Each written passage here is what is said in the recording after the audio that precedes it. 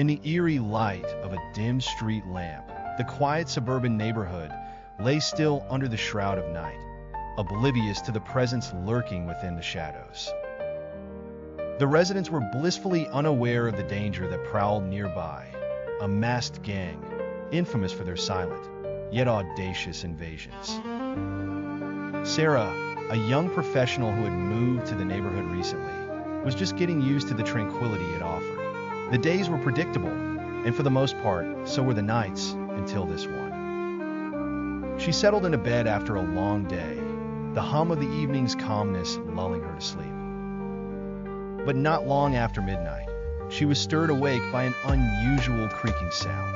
Her heart pounded in her chest as she sat up to listen more intently. Silence. Then again, the sound, a subtle, deliberate shift of weight on wooden floors coming from downstairs.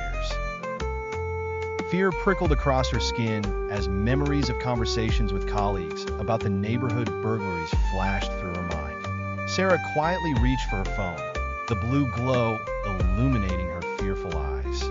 But as she was about to dial the police, she hesitated. Listening instead, straining her ears into the inky blackness of her bedroom. Maybe it was nothing? Her mind tried in vain to reason her mounting fear away.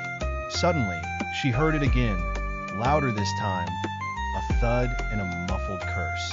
Sarah's resolve firmed. Fingers trembling, she dialed the emergency services, whispering her plight into the phone. Through the crack of her bedroom door, she heard voices. They were low and conspiratorial, drawing nearer as minutes seemed to stretch into eternity. The emergency operator, calm and composed, assured her that help was on the way and instructed her to stay hidden and silent. Sarah nodded to herself, clutching her duvet tighter, her mind racing as adrenaline coursed through her veins. Downstairs, three figures moved stealthily through her living room, clad in dark clothing and masks that obscured any identifying features. They communicated with gestures and the occasional hushed word. The gang's leader moved with unnerving precision.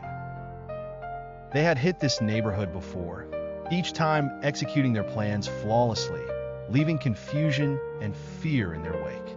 As the gang meticulously gathered electronics and whatever valuables they could find, a sudden piercing sound filled the air, the wailing of sirens approaching. Panic flickered among the intruders, but the leader gestured for calm, barking muffled orders.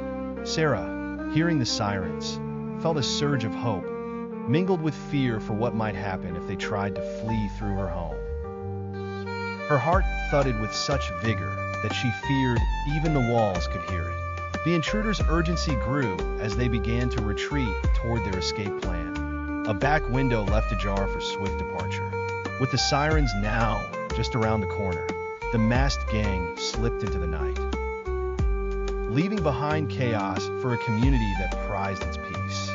Minutes later, police officers swarmed the property, their lights casting cruel shadows that danced menacingly across the walls. Sarah emerged, trembling but safe, her eyes wide with a haunting realization. The attackers had vanished, leaving their sinister presence as a reminder of the fragility of safety. As crime scene investigators worked, Sarah found herself absorbing the reality that the fear of masks had given way to the fear of what they concealed. Human faces capable of monstrosity.